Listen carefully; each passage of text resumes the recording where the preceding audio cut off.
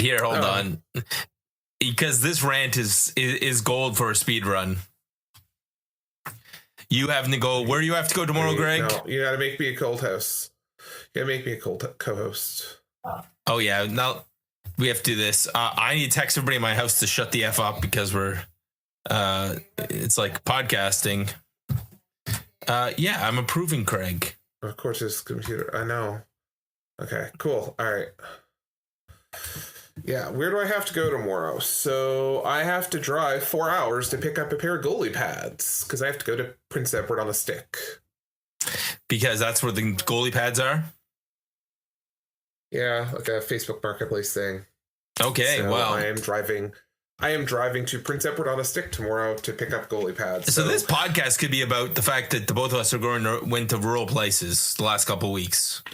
Yeah, you were. I purposely haven't bugged you too much because you were on the road this week. And, yeah, I was in I was down in the Southwest Nova, which is like the southern part of Nova Scotia. So, yeah, and we had a happening down in Argyle. So 1% of the population showed up at my event. There was 8,000 people in Argyle, and 1% of the population showed up for a 1 o'clock engagement.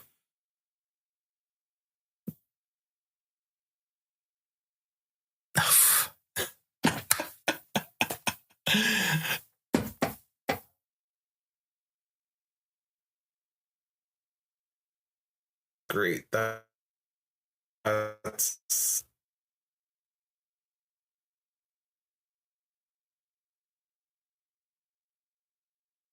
because you're freezing now, and I don't know if it's me or if it's you.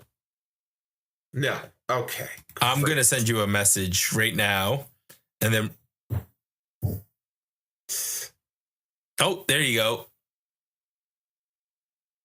You're going to go disconnect and come back. Okay. So this is great start to this. It's supposed to be a speed run. I promise the actual talk about SmackDown will last probably about 10 minutes.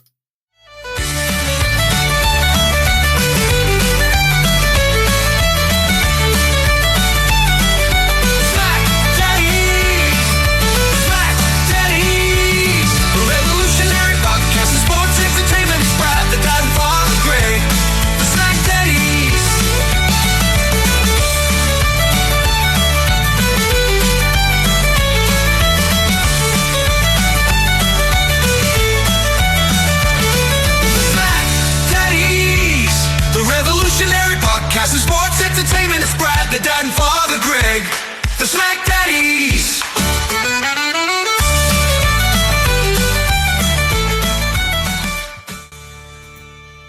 Okay, can you hear me now? I think so. Okay. What the heck is going on today? I don't know. Let's hope that it doesn't continue. Oh, if it will, you're just gonna have fun with this, so... Yeah, it makes great stuff. Greg, this was my reaction to SmackDown. Look at all these happy faces. I texted you this beautiful picture. Yeah, that's a lot of interesting faces on that picture. Yeah, it's from near the end of the match where all the people are reacting to the ending of the main event, and this was a good show. This was a good show. It's a surprising show, but before we get into the show, Brad, we've got some news. Oh yeah, I'll hit the sound effect right now. I'm just assuming you did because I don't have the audio in my ear. That's fine. All right. Just play along for the rest of it. When I do that, just act surprised and I'll put them in post. Oh, gotcha. Okay, cool. So the news du jour is on Friday. Corey Graves has revealed that himself and Carmella have welcomed their second child into the world together. Bram Julian Polinsky is the baby's name, and mom and baby seem to be doing okay. Again, their second child together, and Corey has 3 from a previous marriage. Their other child is a boy named Dimitri, who was born in November 2023. So congratulations to Corey and Carmella, and very convenient for you that Brock Lesnar took you out so you could spend a little bit of time at home. Yeah, good for him. And then don't forget the other big news is we were talking about Andrade. We talked about where was Andrade, and then he was gone. And then we talked about, hey, isn't there another Latin superstar, Santos Escobar? Yeah. And he's also gone. No, he's back. Wait, what? He got re-signed? Yeah, he got re-signed the next day. Oh, that's hilarious. So his contract ran out just long enough so people from AEW would be like, oh, he's going to be there. Nope, got re-signed. And Xavier Woods is re-signed with the company too. So Xavier Woods as well as Kofi Kingston has re-signed. But yeah, apparently from what I have heard, again, I don't try to pretend to know the accuracy of it, that part of it was additional money and more creative control or creative... freedom, so that he can actually do. Yeah. I mean, it just seems stupid to let him go when they have a Latin company, Greg. Yeah, so hopefully that all kind of works out. But yeah, so that's kind of, I guess, the couple of stories from this week that we can talk about. But yeah, let's go to this bit of a surprise of SmackDown. But I think, Brad, you need to hit that sound for the speed run. All right. And we're in Australia, Greg. We're in Perth. Aussie, Great. Aussie. Oi, oi, oi.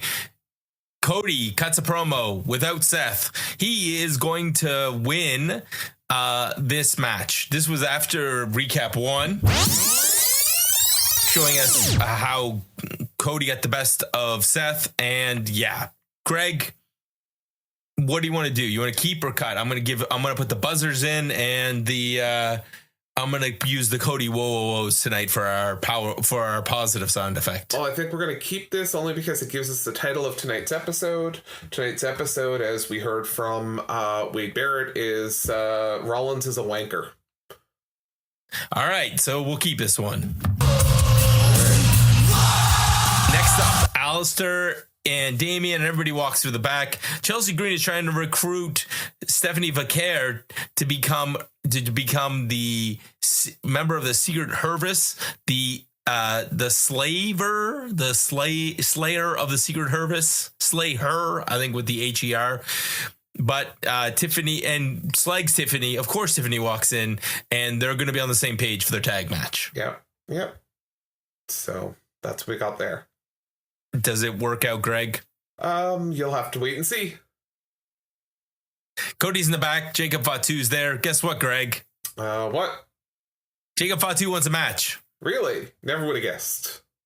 And Nick Aldis wants to talk to him, but Drew attacks first, and then Drew wants to talk to Nick Aldis. To be continued. Actually, scratch that. We're going to put all this together. Nick Aldis then talks to Drew, and I think they both want to be the champions. So this is going to lead us to a match. Greg, do we need to know? Well, let's do Chelsea first. Are we keeping Chelsea? Of course we are, because Tiffany Stratton's in this, and Stephanie Vaquer is in this, so we have to keep that. I'm breaking my rule. And of course, it's Tiffy time. It's Tiffy time. Let's go, Greg. What about Jacob Fatu and Drew McIntyre feud? You want to keep or cut? Of course. Keep? Next week, digital exclusive. Yeah. Wait, so that one's more of a... Yeah. Just boring. Okay, so the shadowy figure has appeared. We get an actual open challenge. We have Shinsuke Nakamura versus Sami Zayn. Greg actually gets what he wants, an open challenge. Right, Greg? Greg, you get what you want, an actual open challenge. I do, and what's the... You can't hear me again. I can hear you. Can you? Okay. Because... Okay, I'm saying the best part of this is you actually get Shinsuke Nakamura's music back. Yeah, that was definitely the best. And Shinsuke is a face because storyline. Reasons. Storyline. Yeah. He wasn't when he left, but now he's a face again. So, Gregory, this match was highlighted by Wade suggesting Sami may need to cheat to win, but he didn't need to cheat to win because... Spoiler, we don't get to finish this match. We get an incredible exploder. A couple times we try for the haluva kick, but really this picks up with a sunset bomb off top rope. We get a kick to the back of the head that puts Sami on the outside. When Sami comes back in, he gets hit with a quick Kinshasa. His foot's on the rope. But before we can get an end of this match, I've already hinted MFT's return, Greg, and they're all in their war paint, ready for war. And that includes the missing Tongan, Tama Tonga, Tongaloa, and Tala Tonga, and their long lost brother, JC Mateo. Yeah.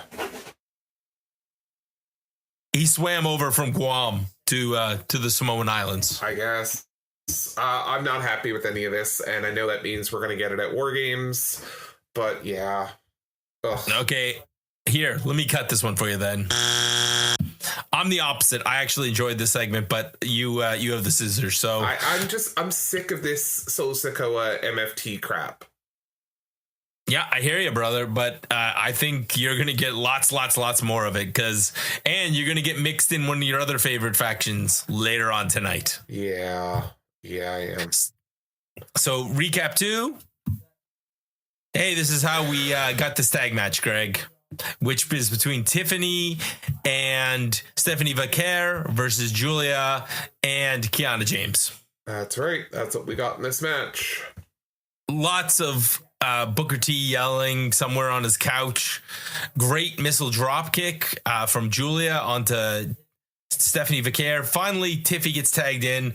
We get a furious offense, including a modified Stephanie Vaquer driver and the prettiest moonsault ever.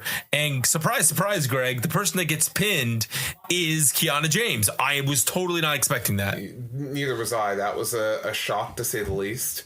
One thing we didn't talk about in the news this week is WWE releasing a 5-ish minute video of Stephanie Vaquer doing the Devil's Kiss over and over and over again in a compilation. So when she hit that early in this match, I think you're right. Poor Booker T at home. He had a full-on explosion. Yeah. Listen, 15-20 seconds of that apparently is enough, or so I've been told. I don't know what you're talking about. So Sol Veruca and Zarya are in the back. Alexa and Charlotte are chatting. They realize that they may not be on the same page, but they've been impressed. So the long road to the tag team title match in the women's division has been completed. Zaruka will get a tag match against Alexa and Charlotte. The only thing about this that was cute, Greg, was it was funny at the end when Charlotte went the wrong way. So keep or cut. I don't need it. And what about Tiffy and Giulia? We kind of skipped over that. You want to keep that match or cut it? You have to keep it. Both Tiffany and Stephanie are on that match. And you got the Devil's Kiss, so let's go. Yeah. It's Tiffy time. Let's finish this. Well, we're almost at the end, believe it or not. Wyatt 6 versus the Street Profits are up next. Dawkins gets killed for half this match. Hot tag from forward. We get a cool double blockbuster, but the problem is Nikki Cross saves them, and then we have the fight between we have a fight, right? At this point, we get a fight between Nikki Cross and B-Fab. Then B-Fab is distracted by Eric. Then Nikki Cross takes advantage. This causes the Street Profits to focus on Eric rather than their opponents in the ring. And we get the Plague hit on Ford for the win. And when we think the Wyatt 6 are without Bo Dallas because he's injured and everything's going to just be them celebrating, we get strobe lights and MFTs at a face-off. Yep. That's what we got. And really not much more after that. Yeah, they're just setting up for future, Greg. Nothing happened. Keep or cut? Honestly, I've not been a huge fan of the Wyatt 6 stuff, so I think that I would cut this. Match was fine, but I'm just... I'm not feeling this Wyatt 6. Yeah, I get it. And without Bo Dallas, it's weird with the putting two factions against each other. But the one that made this special was the crowd reaction. They love everything that these guys did tonight. Yeah, that's very fair. I don't know. Here's where I'm scared, because at the end of that match, they had the MFTs confront the Wyatt Six. I'm fearful that like the Wyatt Six are going to join Solo Sikoa. Oh man, they can all 9 of them can be there. We can get a Don Callis family on SmackDown. That's where I'm very fearful.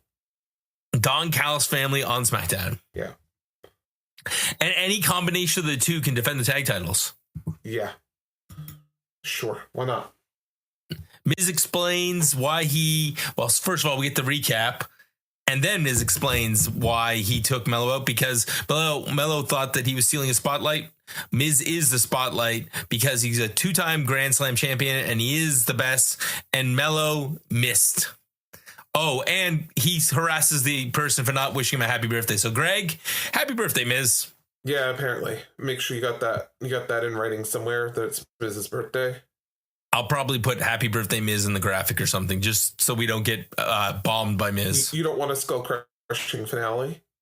No, not at all. Alistair video explaining the violence and Crown Jewel setup. We'll talk about Crown Jewel right after this main event. Damian Priest versus Alistair Black in a last man standing match. This is a speed run, Greg. This was a giant long match.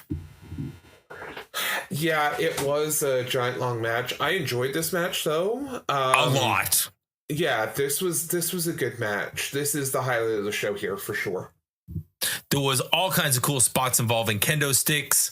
There was a spot where there was a kendo stick used on a last ride, not a last ride. What do they call that when he walks across the rope? I don't remember. Oh, old school. The old school? Oh, I thought you meant, but does he even call it old school? Yeah, he calls it old school as well, which is hilarious because he got it from The Undertaker. They fight up the aisle, they fight around the ring, but this match really gets going when outside Alistair Black tries to attack Damian Priest, and Damian Priest basically pounces him over the announce table, hits him with one razor's edge, and he gets up at 9. Hits him with a second razor's edge. The table doesn't collapse, and he gets up at 9. They fight into the crowd, and Zelina Vega comes out to save her husband and cause a distraction. We don't know if she's there to do it on purpose because we get a shocked look from her the whole time. However, her wearing a kind of cosplay where she looks like Aleister Black's wife and maybe hints to something, but Aleister Black uses a fireball and a black mass to take out Damian Priest, and then medics come out to tend to Damian Priest with a cold towel. Very good. Greg, this was an excellent SmackDown. This was probably the best SmackDown we've gotten the night before PLE in a long time. Yeah, definitely. Yeah, definitely so. Gotta say that I don't think that we could have had a better one for this. And you're obviously keeping this match. Yes, absolutely. Okay, so let's go into the PLE for tomorrow. So for those of you joining us right now, I should have this podcast out very quickly afterwards, Greg. So you should be able to listen to us, decide how much of SmackDown you should watch if you're in the US, or that you should use that VPN right away and watch this whole show. Because honestly, there's a couple of things you could skip through, but the show was fantastic. Yeah, agreed. Fair warning, if you're watching on Netflix, there's some weird editing with the Netflix version. Yeah. Even on delay, like it was still giving me the weird music and stuff today. It's really strange. And we definitely got the stuff people would normally not see in commercial breaks. We definitely got that included because the show is way longer than normal. Yeah, that's okay though. Hey, listen, it's the Netflix bonus. So let's go 5, 4, 3, 2, 1 and work our way up this card for this show. And Greg, I'll read the matches and you can call them. What do you think is going to happen? Okay, that sounds good to me. Roman Reigns versus Bronson Reed in Bronson's trademark match. The Australian. Yeah, the Australian street fight. This one here, I think, is going to be a Bronson Reed win. I would be shocked if it wasn't. Yeah, I think they need the Aussie to win, and it'll be interesting to see how the crowd reacts to Roman Reigns, given that he's fighting the hometown boy. Speaking of hometowns, Rhea Ripley versus Io Sky versus the Kabuki Warriors. I think this is a Rhea and Io big crowd feel good, and I hope that they give them a little bit of a break in the card, that it's not these two matches back to back. But I think both will be let the hometown people in. And I would say that it's okay if the Kabuki Warriors get their comeuppance after the match. Like they get some heat back. Sure. Okay, the match that was built up without one of the people, John Cena versus AJ Styles. Greg, this match didn't need to be built up according to AJ on Raw. So are you okay with this match, and who do you think's going to win? Of course, I start the on there.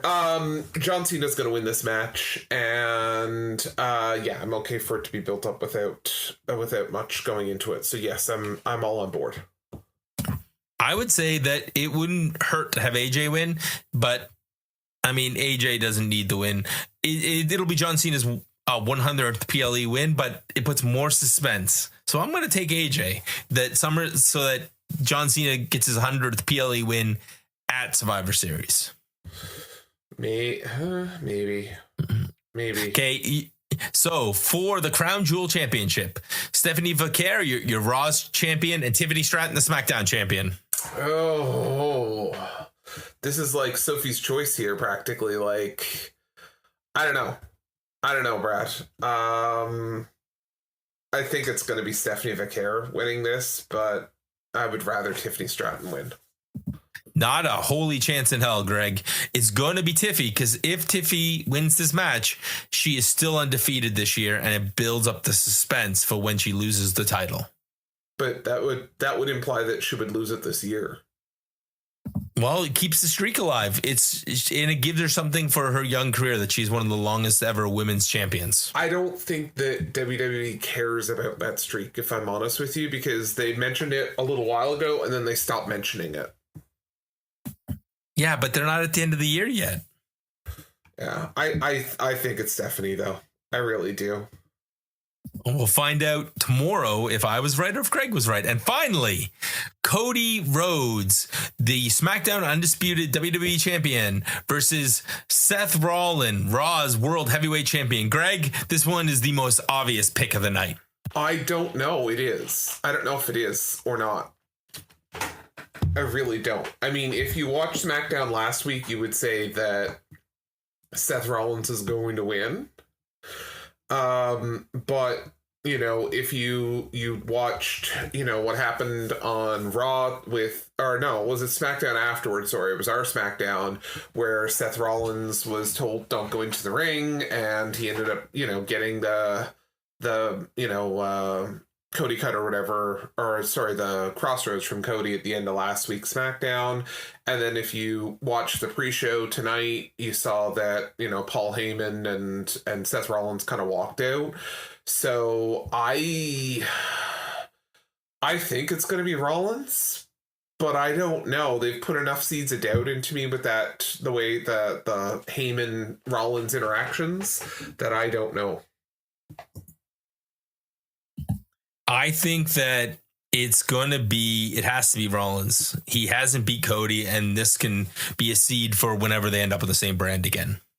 Yeah. And then Cody can say, I beat you 3 times, and Rollins says, yeah, but I beat you the last time. Yeah. Greg, it's a great ending to the show, right? Like Yeah, it is. It is for sure. So have to wait and see what tomorrow brings, Brad. So we'll have something here on the hub following up with the show. Greg's on his way to PEI. I'm going to try and find a dance partner, and we'll cover the Breakfast of Champions. Yes, because it's a 8 a.m. start time. Yeah, it's funny. They call it the Crown Jewel, but they're fighting for it's like a Champions, Night of Champions kind of card. So It's the Breakfast of Champions, Greg. Yeah, no, that should be good. I'll be eager to see kind of how things went, and I'm excited to see. Hopefully it's a good show. Yeah, and Greg, I think the looks on the people's faces that we saw in that picture say it all.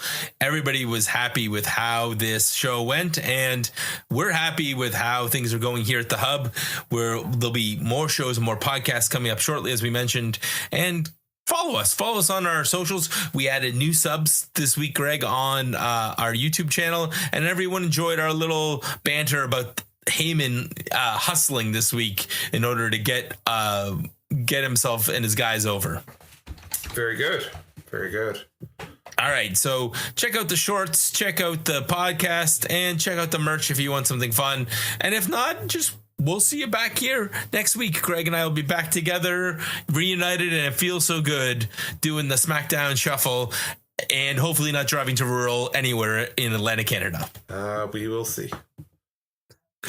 For Greg, I'm Brad, and we are your SmackDaddies. Goodbye, friends. The SmackDaddies.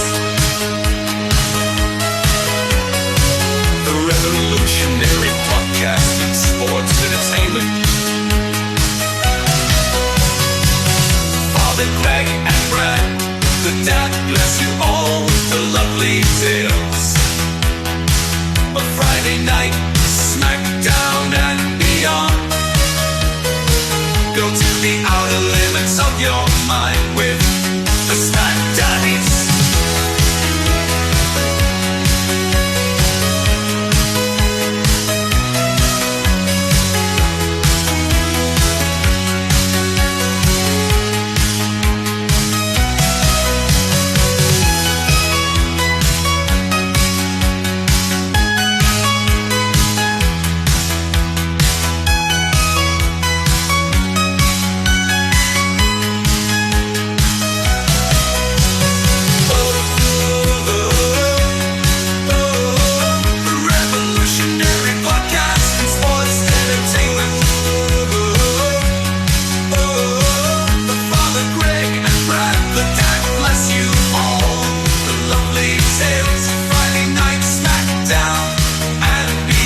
Go to the outer limits of your mind with the SmackDaddies.